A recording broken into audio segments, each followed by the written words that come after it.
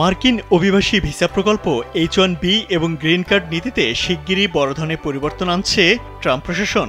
যুক্তরাষ্ট্রের বাণিজ্যমন্ত্রী Howard Lutnick মঙ্গলবার এই তথ্য নিশ্চিত করেছেন।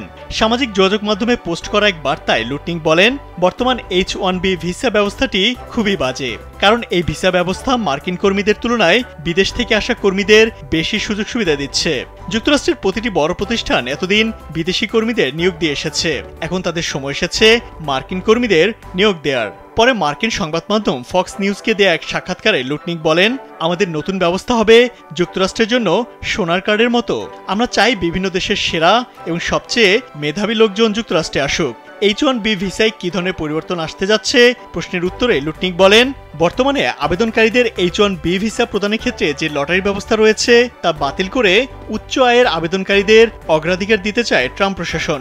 সেই সঙ্গে H-1B ভিসাকে মজুরিভিত্তিক ভিসা ব্যবস্থায় রূপান্তর করার পরিকল্পনা রয়েছে প্রশাসনের। যুক্তরাষ্ট্রের আইন অনুযায়ী কোনো অভিবাসী যদি গ্রিন কার্ডের জন্য আবেদন করেন তাহলে তাকে অবশ্যই H-1B ভিসাধারী হতে হবে।